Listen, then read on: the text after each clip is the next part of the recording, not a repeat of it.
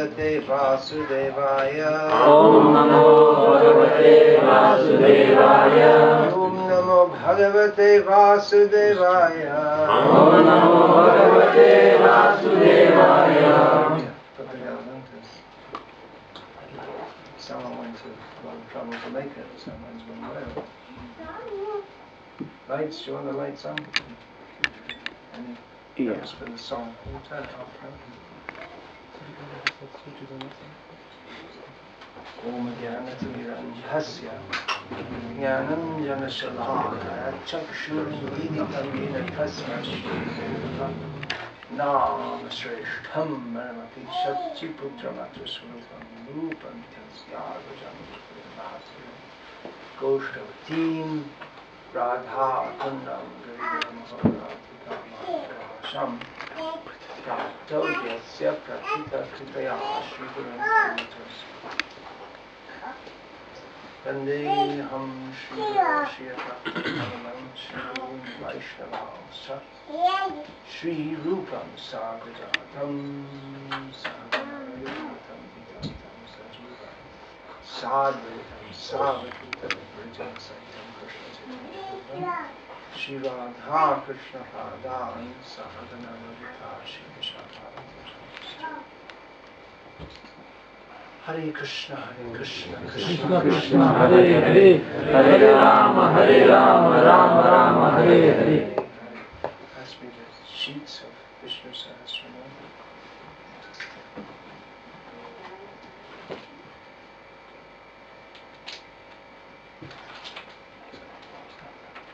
I've been speaking on Sri Vishnu Sahasranam. Who's heard of Vishnu Sahasranam?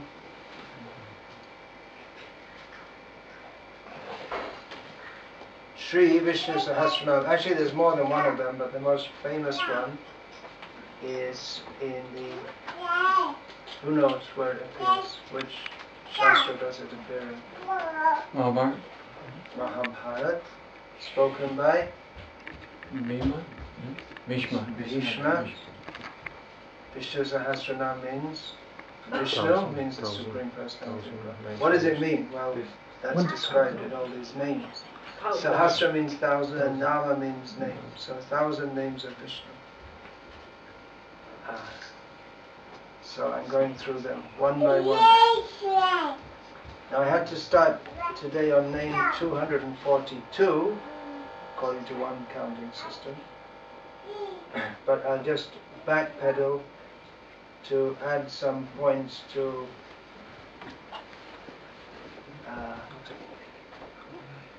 some names that I spoke on previously. So this is analysis of his names, although the Supreme Personality of Godhead cannot be understood simply by analysis, but by considering his names, which are not exactly given to him, but they are eternally existent along with him, which describes his names. One of the names describes his names. At least one of the names is Sahasranam. He was 1,000. Tanama Rupa Charitadi Sukirtana Anu Smrityo Pramena. I'm saying Smrityo Pramena Rasana Manasin Yoja. So this is recommended to always remember his names, forms, qualities, to nicely chant and with the tongue, and to meditate on them within the mind. Chishti Braje Tanadu Anuragijana Anugani Kalam Niyad Ityakilam Upadeshasana. Residing in Vrindavan, following in the footsteps of devotee who has attachment for Krishna. One should spend all one's time in this way. This is the essence of all advice. So, although many people would disagree with this, living in London is not on the same level as living in Vrindavan. Probably most of the people in Vrindavan, if you gave them the chance to live in London, well, some of them would. Definitely.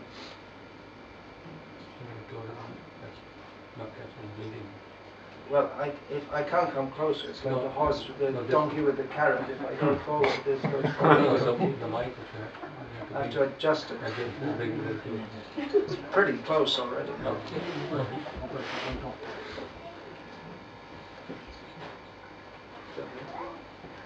Okay. So anyway, the Supreme Personality of Godhead is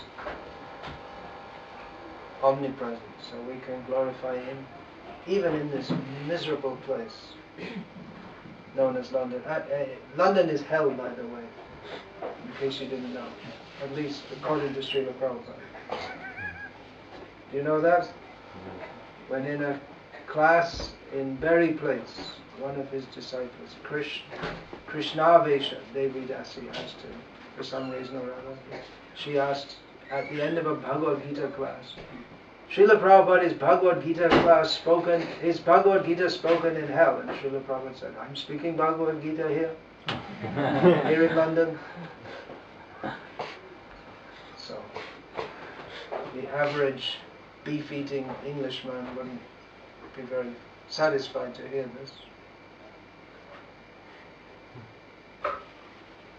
But anyway, let's talk about Krishna. Then we'll be where? In heaven? In Vaikuntha. Naham tishtami. No, he doesn't live there. He doesn't live in Vaikuntha. Naham tishtami Vaikuntha yoginam hridayeshura. He's not in Vaikuntha. He's not in the hearts of the yogis. Where is he? Yatra gayanti madbhakta tatra tishtami narada. So wherever his devotees are glorifying him, so let's glorify him. One of the first names in Sri Vishnu Sahasranam, name number 4, is Bhutakrit. So just to summarize that, he who makes the living beings, not in the sense that he invents them or that he makes new ones all the time, as in the Islamic and Christian traditions. There's an idea that God makes all these new souls and then he chucks most of them into hell forever without any chance of redemption. But Bhutakrit means he who gives existence to that which exists, or he is the existence of the existent, who gives being to the beings. Everything exists because Krishna exists. And think about that one. Another name, Prasannatma. I spoke on this in some length. Just one other point about this. That his happiness overflows. There's something in the Bible like that, isn't there? My cup overfloweth. Something like that. Anyone know any Bible scholars here? No? My cup overfloweth with joy, and all my enemies are killed. Something like that. In one of the Psalms. So his happiness overflows. He's so happy that he wants to share his happiness with others. That's quite a different conception of God to the angry old man sitting on a cloud throwing everyone into hell. I think we should preach this, tell people. All these atheists, well, it's a good idea not to believe in that angry old man sitting up there. But here's a God you can actually make friends with. As Srila Prabhupada told one of his disciples, who was about 15 years old, girl at that time, she asked him that, can you actually speak with Krishna? He said, yes, you can speak with Krishna, and he'll kiss you also. So, you can have a nice God, not a nasty God. So anyone who becomes Krishna conscious also becomes Prasannatma, happy in his very being. And that happiness we should want to share with others, as Krishna wants to share his happiness with others. Okay, so on to name 242. Satkarta. Satkarta. Do you all know this word Satkar? Satkar? You heard that word? It means something like When someone comes, giving respect, offering respect. Sanmandana, satkar, like this. So, giving respect. So satkarta means who gives respect. It could literally mean one who makes good. So those who are good, he makes them good. Those who follow him, those who follow his instructions, they become good. Sat, this word has many meanings. One meaning is eternal. So those who follow Krishna, he makes them eternal. We're all eternal, but we've come to the atmosphere of temporality. So if we simply do what Krishna wants us to do, if we become absorbed in Krishna, then he awards us our position of eternality. Manmana bhavavan bhakto madhyaji mam namaskaru mame vaishasi satyampe patijjane priyosime. Those Krishna instructs to think of him, worship him, bow down before him, be his devotee, and by doing so Krishna promises, I will bring you to me. So Krishna is Sat, means he's all good, all right, in the sense that everything he does and says is right, all proper, eternal, and he makes even those who are in the atmosphere of asat, which means in this material world. He makes them, he gives them the position of eternality. He offers, Krishna himself offers honor. We see, although he is the most honorable, Krishna is to be honored. Krishna is to be respected. In Vedic culture, Vaishnava culture, someone becomes respectable if they respect Krishna, and someone who doesn't respect Krishna is not respectable, whatever other reasons they may have for being respectable.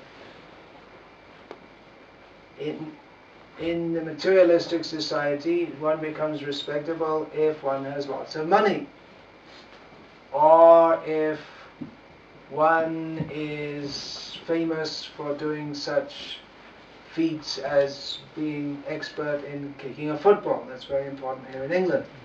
You have to learn that. You get 10 days in England. That's a central pillar of not only England, but Scotland also. England, Scotland, Wales, they're more into rugby. But anyway, it's a very important thing to know that the most important thing in England is that they're still wishing that their football team would win. You know all about football, right? You're one of those few people in India who are interested in football. Is it increasing, or maybe with the TV? Right? Always seem to be a more exciting game than cricket, which Indians like. So, in England, if someone's an expert footballer, they are highly respected. Isn't it? You know all the names of the England football team, even though he's from India. Is it? You know all the names. So, what else? Lots of money.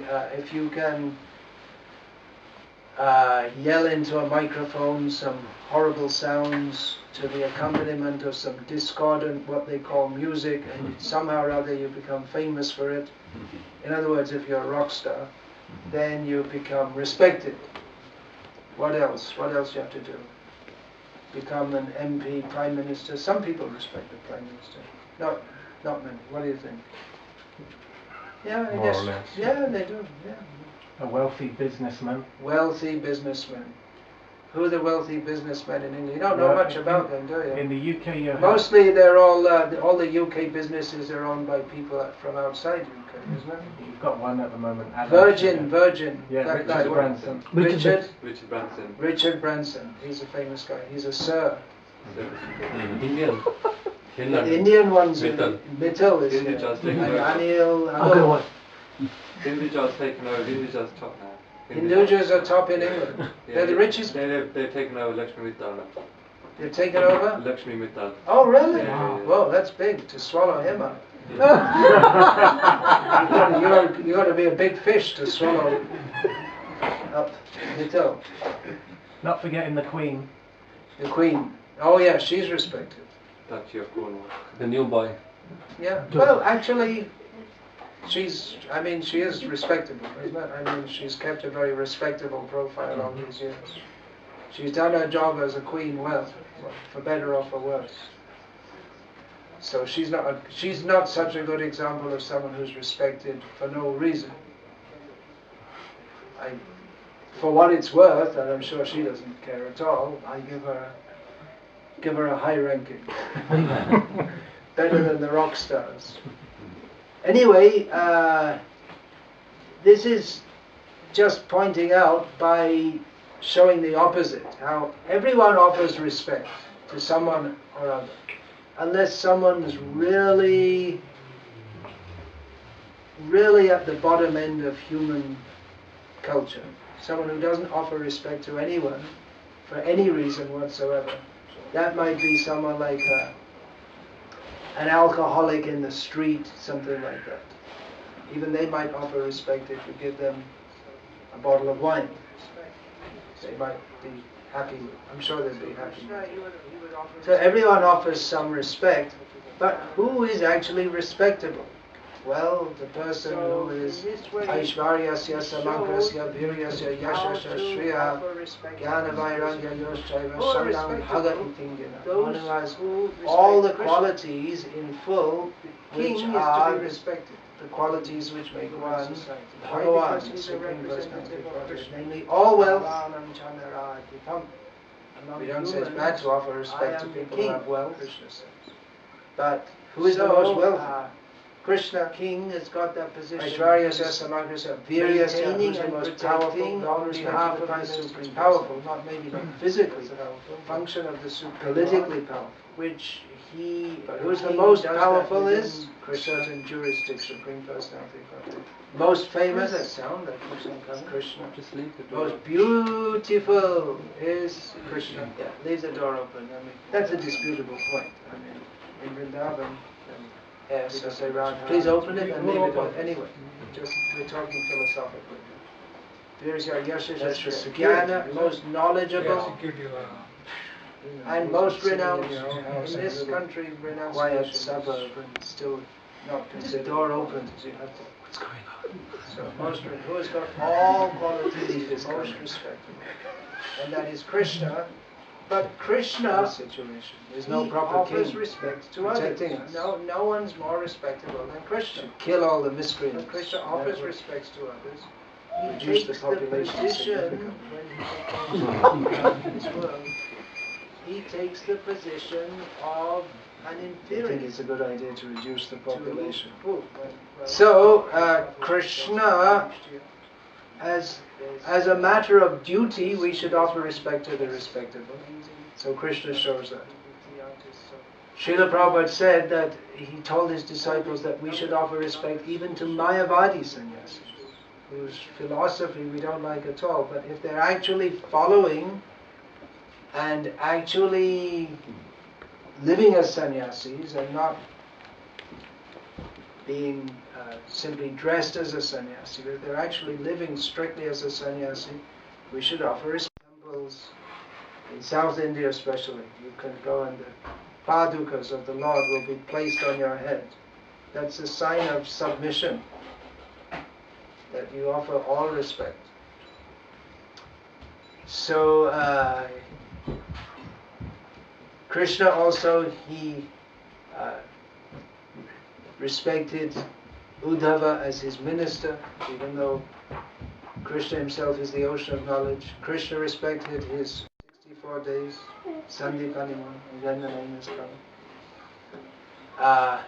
Rama, he offered respect, of course, to his father, Dashami Japa. You can't hear class and Japa, so please do one or the other. he offered respects to his mothers, namely, having a little quiz here. Her own mother had done, he told you go and respect her. So he always showed respect to respectable people. So Krishna, he would offer respect daily in Dwarka to the Brahmanas. So in this way, he showed how to offer respect to those who are respectable. Who are respectable? Those who respect Krishna. The king is to be respected in human society. Why? Because he's a representative of Krishna. Naranam Chandaradipam. Among humans, I am the king, Krishna says. So, king has got that position. He's maintaining and protecting on behalf of the Supreme Personality of God. That's a function of the Supreme Lord, which the king does that within certain jurisdiction. What is that sound that keeps on coming? Just leave the door open. Yeah, leave the door open, then we can get some air circulation. Please open it and leave it open. That's for security, is it? Yeah, security. Isn't it amazing? Sitting in your own house in a little quiet suburb and still, if the door opens, you have to, what's going on? Thief is coming. What a situation. There's no proper king protecting us. Should kill all the miscreants, and that would reduce the population significantly.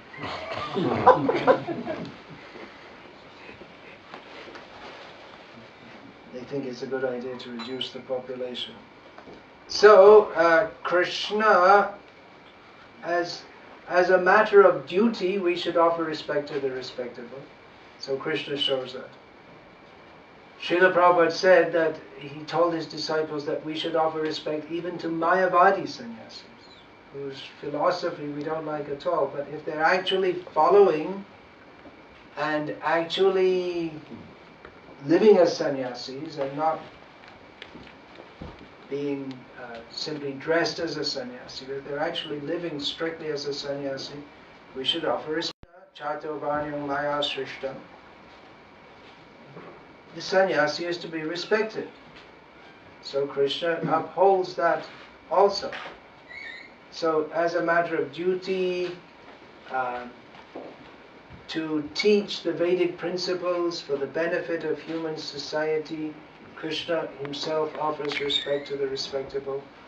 And Krishna also does that out of affection. To Yudhishthira with Rama is that the citizens, they respected Rama, but they loved him. There's a very deep love for him.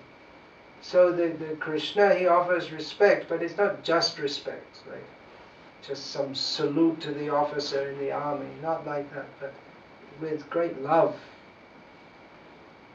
So Sat Karta, Sat, ultimately that means the platform of love, because that which is eternal means Krishna consciousness puts us in the eternal situation. That situation is attained by love. Bhaktya mama vijanati. Krishna is to be known by love. So knowing doesn't mean just 1 + 1 = 2. Or David Cameron is the Prime Minister of the United Kingdom. It's not just a matter of knowing, but not just book knowledge, but Krishna shows how to show respect with love, which is the essence. And Sat, he makes everything Sat, he makes everything proper. So it is proper to love. So Satkarta, one who benefits them, he makes those who are good, good. By remembering Krishna, who is all good, then anyone else also becomes good. So he himself, although he is the most honorable person, he offers honor to him. So this actually, when we read or hear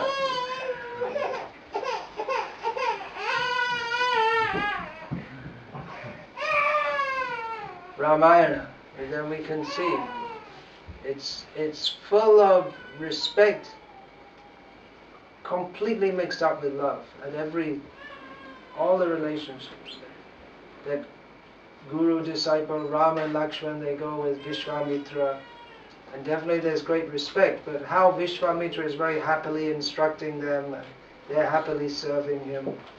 There's a very nice painting by B.K. Sharma, I believe, of Rama and Lakshman massaging the feet of Vishwamitra. So it's not done just as a duty, but it's an exchange of love. That's the whole point.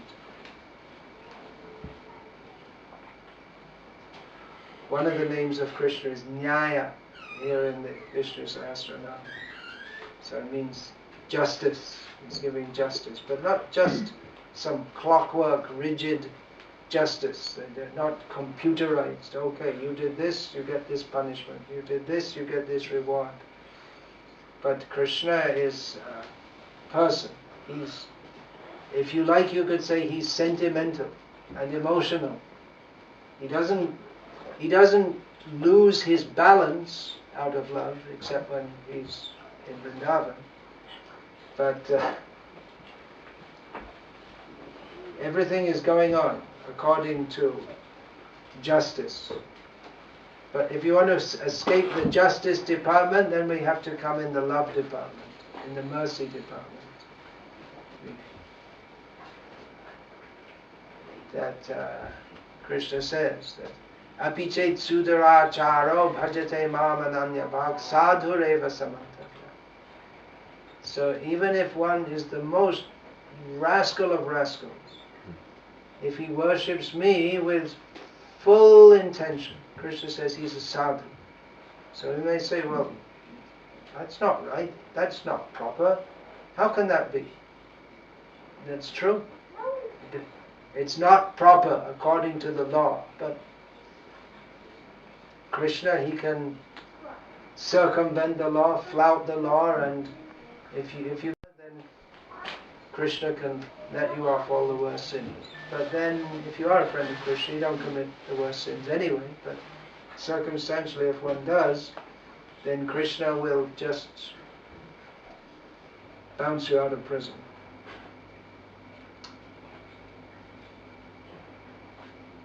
So yeah, and that point should be understood, that Vaishnavas, the sannyasis, the gurus like this, of course they should be bona fide gurus, not bogus. That should be understood. So the next name is Satkrita. Satkrita. Satkrita or Satyakrit. One who is himself worshipped by those who are worshipped by others. Satkrit. So Satkar, one who receives Satkar is Satkrit. So Krishna, he is honored by those who, he's honored, he should be honored by everyone. But he's honored by, especially the fact that he's honored by those who are honored shows that he is the most honorable. Yang Brahma, Varanendra, Rudra, Maruta, Stundanti, Divyai, Stuvai. All the devas, those who are honored within the universe, they all honor Krishna. So who's the most honorable? It's Krishna. You want to know who is God? We should find out. Well, I should respect him too. Then one day he saw that one tax collector came around, and the headman of the village honored this tax collector. So he thought, well, why should I honor the headman of this village when he's honoring someone else? So he followed the tax collector and started serving him. And the tax collector went village to village, and he saw everywhere he's being respected. But then when the tax collector went back to the capital, he saw the tax collector honored the king. So he thought, why should I honor the tax collector? I'll serve the king. So he started serving the king. Then he was serving the king, and then one day the king went to the forest to visit his guru, and he bowed down to his guru, and the man said, why should I honor the king? Why should I serve the king? The guru, he's honored by the king. So he said, I'll serve the guru. And the king left, and this man from the village stayed in. Said, why did you come here to say, what's this, what's going on? So he explained, I honored the headman of the village, and I honored the tax collector, then I honored the king, and then I saw he's offering respect to you. So then the guru said, okay, come with me to where I do my puja. And he bowed down. So why are you bowing down? This is Krishna. He's the supreme. Everyone should honor him. So if we find out who is the top respectable person, that is Krishna.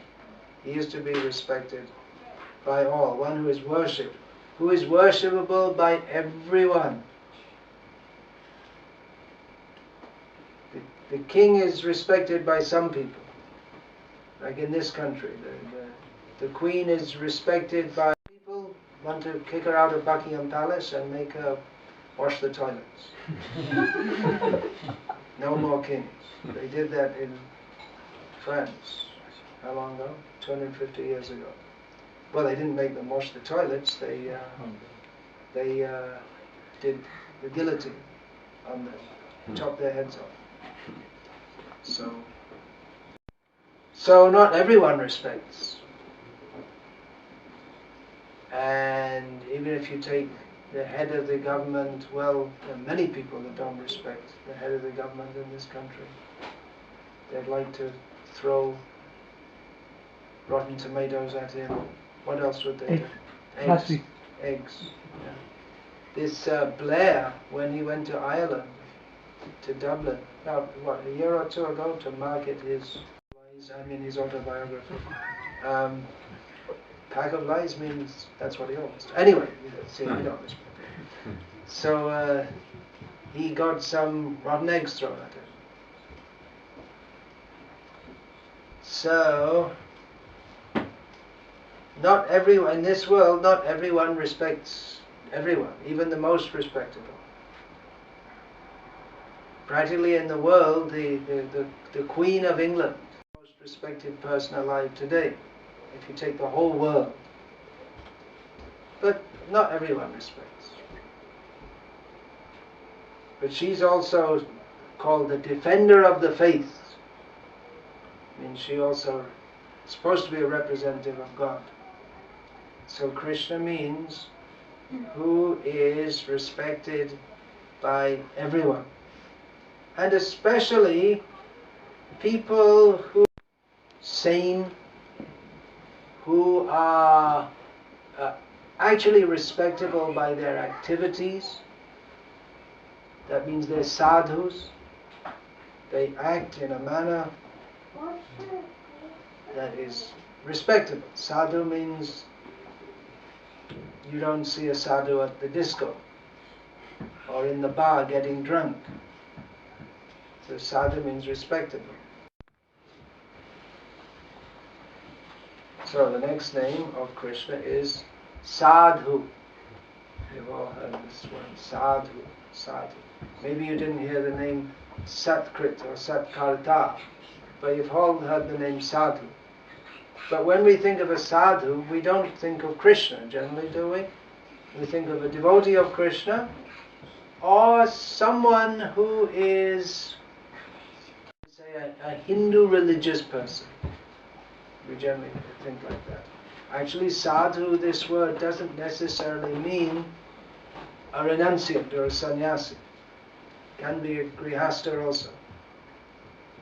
But especially one who's living a very disciplined and regulated and religious life. They're considered a sadhu. But the ultimate sadhu is Krishna. And of a sadhu is that they do offer respect to those who are respectable. So there are several names of Vishnu in Vishnu Sahasranam which are all-encompassing. They include all the other names. Or all the other names are components of this name. And among them is Vishnu. One of the names in Vishnu Sahasranam is Vishnu. It's the second name. Another all-encompassing name is the first name, Vishva. Narayana, that name's going to come up very soon. I think there's just 2 names from now. So these names, completely complete because Krishna is all beautiful. The sadhu in this world doesn't have to be beautiful. And often they don't look very beautiful because they're not trying to be beautiful. They'll deliberately neglect their bodies, and even if they don't neglect their body, they don't make any particular effort to be beautiful. You won't find the sadhu at the what do they have, this nail spas they call it, where they go in and they decorate the nails, or they won't be having their nails manicured. They do have distinctive hairstyle, but not one made by a barber. Well, shaved head and shikhas like that, or there's this jata, long. That's also, you have to put something from a tree, some tree sap, and that makes the jatas. Makes it as it is. Otherwise, it'll just fall off. It'll rot and fall off. So, but the point is, they're not in any fashion shows or posing as the Mr. Sadhu 2013, who's the most good looking of them all, who's the most muscular. They're not concerned with that. So then they're not trying to be beautiful materially, although their character should be beautiful. Krishna also doesn't try to be beautiful. He just is beautiful. Automatically, axiomatically, he's beautiful. So all these names, they culminate in the name Sadhu, which means who is Sat, who is connected with Sat. Sat means eternal, proper, good, correct. So these are the qualities of a Sadhu. Sadhu means who is in connection with Sat, and Krishna is the ultimate Sat. Means he lives according to certain principles. Krishna is not a whimsical person who, for instance, Krishna has the principle, he's fair, he's nyaya. He's fair. That this idea that God, if you get it wrong one lifetime around, or if, for instance, if you're not a Christian, you might have been born in a family, non-Christian family, or you might have never heard of Jesus Christ throughout your life, but hard luck, you didn't wash yourself, you didn't bathe in the blood of Jesus, and you have to burn in hell forever. This is not a description of Krishna. It's some imaginary tribal god who the Jews used to worship and then got taken over. The Supreme is not so unprincipled and unfair that if someone doesn't worship him in one lifetime round, then he throws you into hell forever. He gives you another chance. That is the meaning of principle. That is the meaning of Sat. So it's understandable why people don't want to believe in a God or worship a God who is so unprincipled. Krishna's highest principle is Bhakta Vatsalya, affection to his devotees. Principle, Samoham Sarva Bhuteshu Name Dvesho Stina Priyaha. Krishna is principle. He doesn't discriminate between anyone, between people. He doesn't hate anyone, he doesn't favor anyone. But Ye bhajanti tumam bhaktya maite teshu chapyaham. His highest principle, general principle, is fairness to all, and his highest principle is his affection for his devotees. So these may apparently seem to be contradictory, but they're not. Krishna is a principled person. One of the names for Krishna is Yama. He's the dispenser of justice. So that's there also. Mameva ye prapadyante, mayametam tarantite. One who surrenders to me gets beyond the and they come under Krishna's protection. Or more specifically, Mahatmanastu Mang Parza Daivim Prakrimashrita. They come under Radha's protection. So all these sadhus, there are so many sadhus, in the census of India that was conducted during the time of Indira Gandhi, I don't know if they still do it, but they put sadhus and beggars in one category. They think a sadhu is a beggar. So many maybe in India. Actually, all sadhus are supposed to be beggars, and that's supposed to be something respectable. Bhikshuk means one who begs. So that's something respectable for a sadhu to beg. But if that's because he is engaged in transcendental activity, spiritual activity. If someone just becomes a sadhu because couldn't earn a living, that's not very respectable. That's also one reason for becoming a sadhu. But the real sadhu is a devotee of Krishna. As we find in the Bhagavatam, sadhunam hridayam tvaham sadhunam hridayam mahyam varanyatena jananti naham tevyam. A sadhu is one who never forgets Krishna, always remembers Krishna. Krishna never forgets them. Also, Krishna is the heart of the sadhus. The sadhu is the heart of Krishna. So, what else does Krishna say about this? Aham bhakta paradhina. So again, bhakta shows that sadhu means ultimately a devotee of Krishna. Yasvatantra evadvija sadhu vyagrasta hridayo bhaktair bhakta janapriya. Krishna says that I'm not independent, I'm completely dependent upon my devotees. They have captured my heart, and even someone who is dear to my devotee is dear to me. This is the real meaning of sadhu, who is the devotee of Krishna.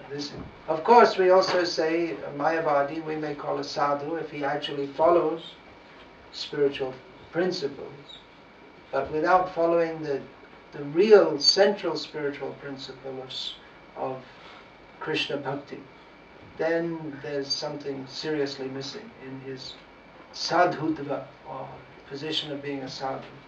But still, we may respect non-devotees. So such sadhus, Mayavadis, and those who, there are different gradations, but if they're not a devotee of Krishna, we may recognize them as a sadhu in some way, but not really. So who makes the sadhus sadhus, or what is the quality of a sadhu that makes them a sadhu, is that they're connected with Krishna. Krishna, he comes to the world for the very sake of the sadhus. Paritranaya sadhunam. He comes to uplift the sadhus and to deliver them from the asadhus, the dushkritis, the wicked. Vinashayata dushkritam. So Krishna himself is the greatest sadhu because he protects and delivers the sadhus. That even though he is most respectable, he offers respect to others. He's not puffed up. In this material world, someone who is respected, it goes to their head. They become proud. But not Krishna. He remains very humble. The messenger of Yudhishthira, he doesn't say, "Hey, I'm God, you can't tell me. Don't ask me to do that." Or he drives the chariot of Arjuna. We find that Karna, he was always, denigrated by the Pandavas. We find the name.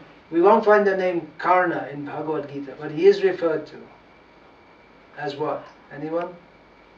Sutta Bhagavad Gita as the son of a chariot driver. So that's considered some very low position in relation to the Kshatriyas. But Krishna took that position for Arjuna. Krishna didn't become less by doing that, he became more. Krishna can't become more because he's always perfect and complete, but he becomes more because he demonstrates or he enacts his pastimes, his quality with prestige. This is an important point about the sadhu. Even though he accepts all prestige, he doesn't. He's not attached to that. He does whatever is required to benefit his devotees. We may ask, why does Krishna come as a fish? Well, a fish and a pig. He comes as a pig. Well, he does that to benefit his devotees, to lift up the earth, to rescue the civilization from the great flood. Nowadays, the people are very afraid that by the global warming, all the land will be inundated. But if there's anyone chanting Hare Krishna, then Krishna will save him. So he is a sadhu, and he likes to live as a sadhu. Even Rama, he was the king of Ayodhya. On the path, then we can also become fixed in Krishna consciousness by his mercy. Hare Krishna. Hare Krishna. That's all I'm going to say for now about this, unless anyone has any questions. Follow what they mean. Yes, please. I have a question about Prince Charles being the next king of England. Oh, I'm not expert in that kind of thing. Prince Charles being the next king of England, you better go and ask him. Where is he? He's just down the road in Buckingham Palace. Where does he live? Anyone know? Kensington Palace? A little further. Yeah. I don't know if he's in, but if he's going to be a representative, Krishna's representative. To be Krishna's representative as the King of England. I mean, the King of England nowadays, considering what England is not really that much of a representative, but in some ways, you can say. Yeah. At least in a shadow form, I would say. I was just wondering how that might manifest in somebody in Kali Yuga, a king in Kali Yuga. King in Kali Yuga, how it might manifest. Like being a representative of Krishna. Being a representative of Krishna. Yes, and following Dharma. How does it manifest in the modern age? Well, we find that when Sanatana Goswami, he was the Prime Minister. They call it a different name, but practically you could say Prime Minister. In the court of Nawab Hussain Shah, who was the independent, more or less. Now, even before that, there was another minister. They're all Hindu ministers. Keshava Chatri. So when Chaitanya Mahaprabhu was coming toward the capital of Nawab Hussain Shah, the name of the capital was Gaura, from which we get the word Gauriya. So Keshav Hussain Shah asked Keshav Chatri, what's going on with this Chaitanya who's coming? There's a huge crowd of Hindus marching up towards our capital. He was concerned. The Nawab was concerned. Nawab means like king, Muslim king. In India they were called Nawab. So he was concerned. They're marching on us, they're gonna attack us, or what's going on? And he said, well, you don't have to worry. It's just rumors that there are so many people. There are just a few hangers-on. There's nothing really to worry about. But Nawab Hussain Shah, he wasn't very satisfied, so he asked another minister of his, who at the time was called Sakhar Malik, who later became Rupa Goswami. And he said, well, what do you think about this Chaitanya? He said to him, it is your great fortune that he who gave you this position as the ruler of Bengal is coming to give benediction to your kingdom by personally placing his feet in them. And people say he's the Supreme Personality of Godhead, and I'm not going to tell you. You're the king. You are his representative. You just look in your own heart and see what you think. And Nawab Hussain Shah said, yeah, actually, I think you're right. I think he is God.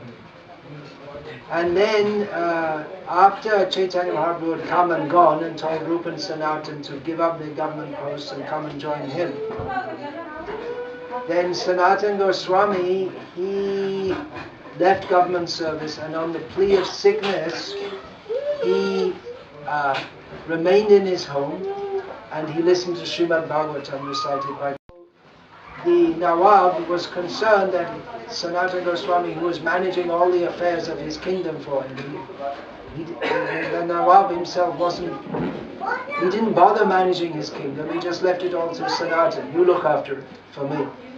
And Sanatan was reported giving sick leave. It went on a few days, and then the Nawab sent his doctor to check Sanatan. The doctor came back with the news, nothing wrong with him, he's physically perfect. Nawab knew that Sanatan's taking unjustified sick leave, so he came into Sanatan's court and saw him listening to Srimad Bhagavatam, and he said, so he came in, and everyone, all the Brahmins, they stood up to offer him respect. That's the point I wanted to make. They offered him respect. Even though the kings honored the Brahmanas honored the kings, because the Brahmanas are the representatives of Godhead, and so is the king. Now we may say that, the Nawab, he was a cow-killing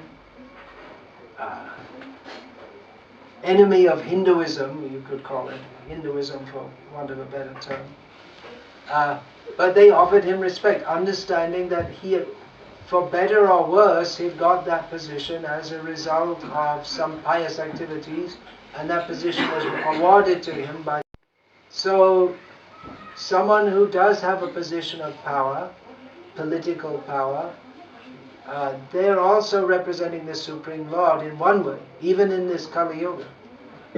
But they don't have a very clear understanding of that. So we don't offer respect to them to the extent that we would offer to Yudhishthira, but we may respect that position.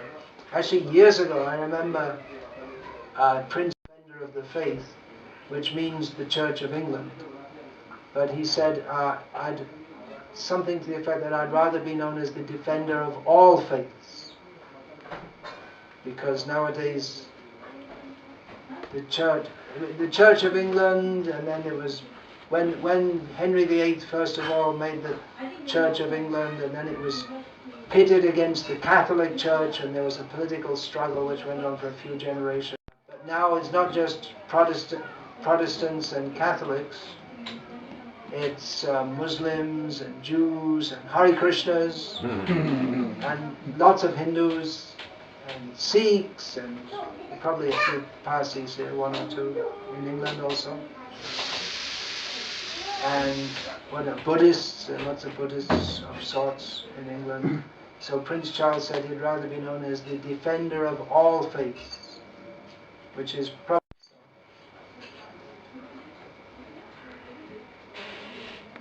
Do you have any more, or is that it's mostly bad? Whew. 1/6 of what any ordinary beef-eating, gin-drinking Englishman does in a day is enough to give you a long appointment with Yamaraj. Not to speak of getting 1/6 of all the reactions. You better go out and chant Hare Krishna and help poor old Prince Charles.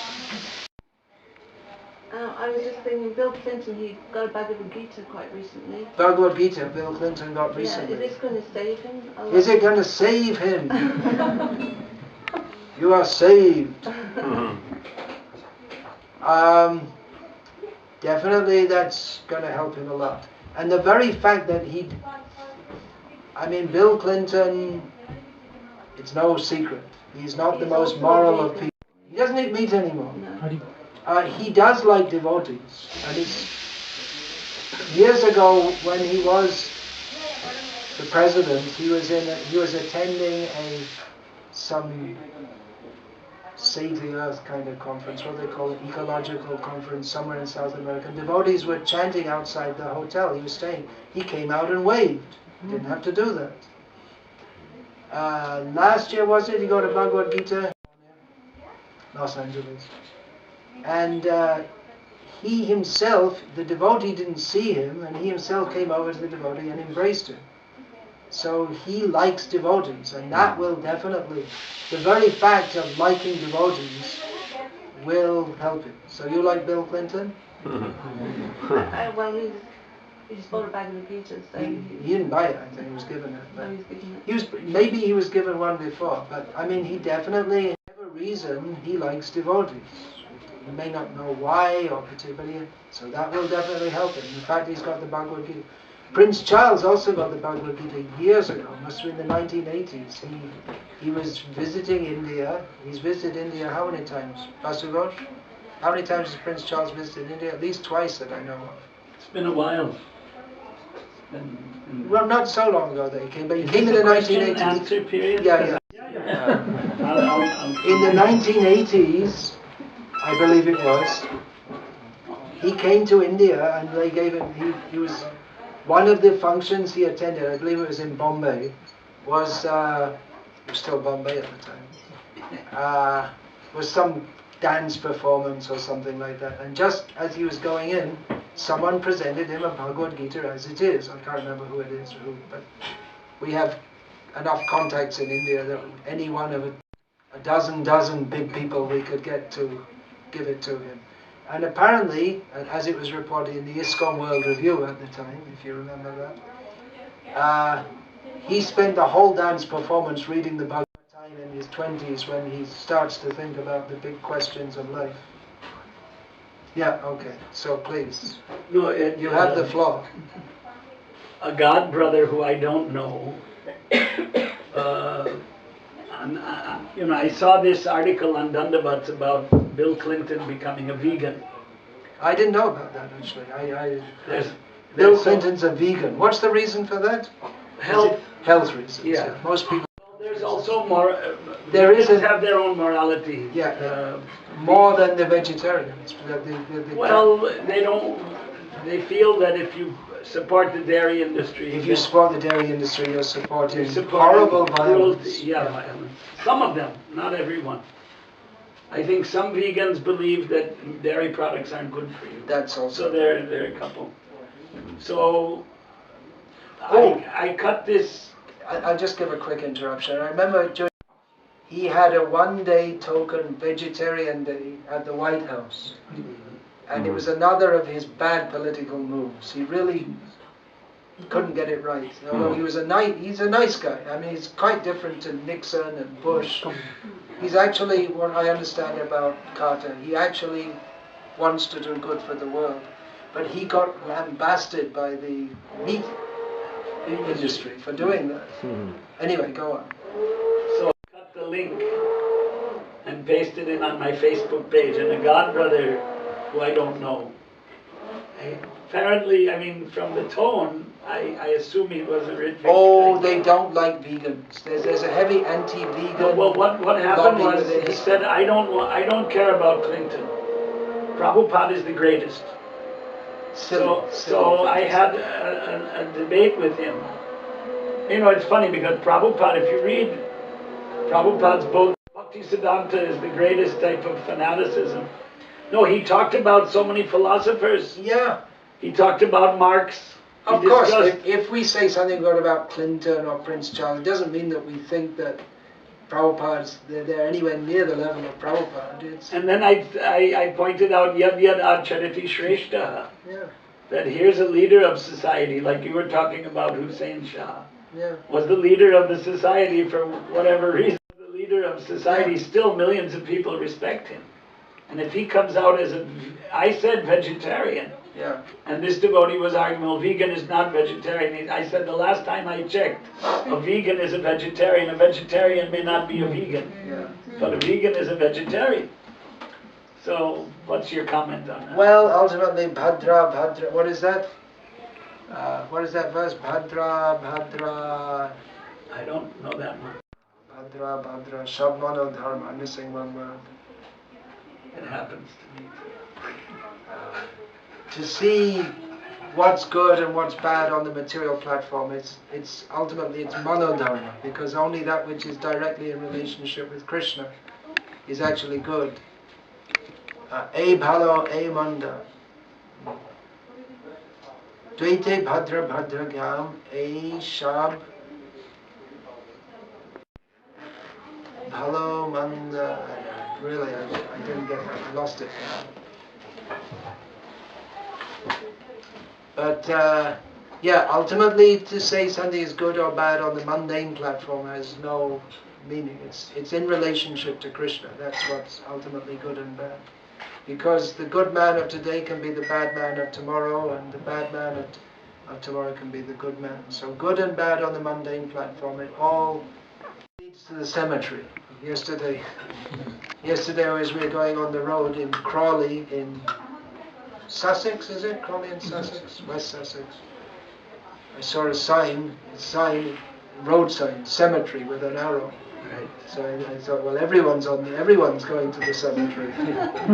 So it's punarapi jananam, punarapi maranam. But still, we can say, I mean, just like I just said, Carter's, he had some motive to try and do good and help others, whereas others like Nixon and Bush, they appear to be just totally unprincipled and exploited.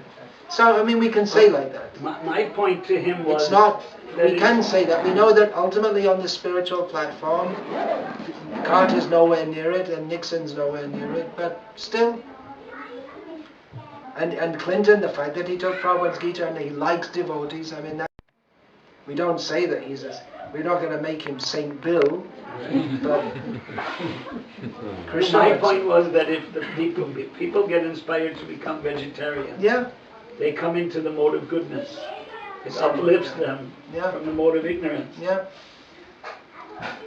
The very fact that many devotees appreciated Bill Clinton's appreciation of the devotees, that also helps him. If a devotee likes you, then so. I mean, all these politicians have a lot of blood on their hands, especially the President of the United States. A lot of blood on their hands.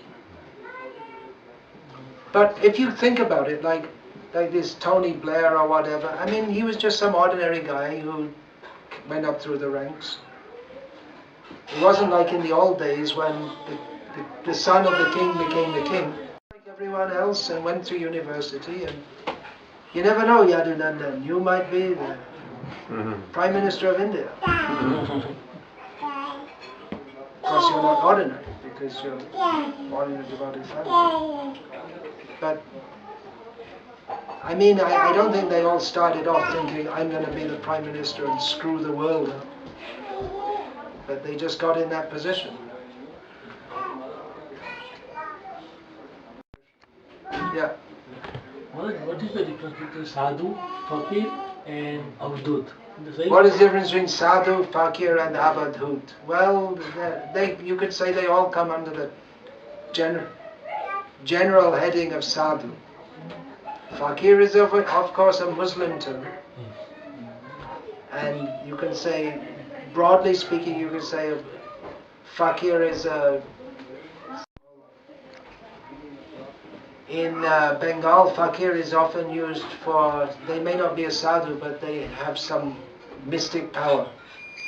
And they do, especially when the people get snake bite, you call the fakir. And they do some mystic mantras and whatever and cure snake bite or jaundice or whatever. In the villages in Bengal where there are people they've never seen a Western trained doctor, for serious things like that, jaundice, snake bite, then the fakir, they do by some, they apply something and say some mantras, or, so that's that. And avadhut literally means, well, it literally means one who's fully washed. But that means a sadhu who doesn't follow any rules. They have to strictly follow rules and regulations, but one who is beyond that platform or pretending to be is known as an avadhut. One who's already washed so clean, he doesn't need to follow any more rules. But you find sadhus in India nowadays who just take avadhut as a kind of title. They're not actually living like an avadhut. Vangshidas Babaji is the example of an avadhut. So I think we can talk. I have the book on Vangshidas Babaji. That whetted your curiosity. Yeah. Yeah, this is an example of avadhut. Is that an expanded edition? Yeah. Oh, I found out some more stuff. looks bigger than the old one. Yeah, it's bigger than the old one.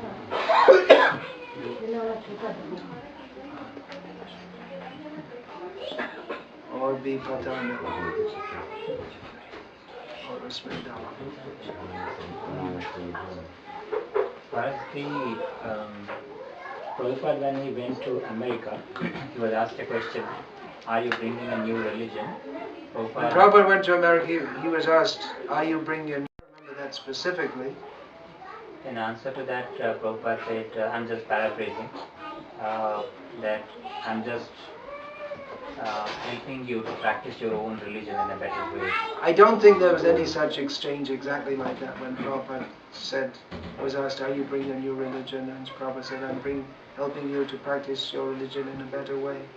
But, yeah, he did say that if you can become a better Christian like that. So he would say that. But with Christians, he was very strong on the point that if you really want to be a Christian, then don't eat meat. That was his prerequisite for becoming a better Christian.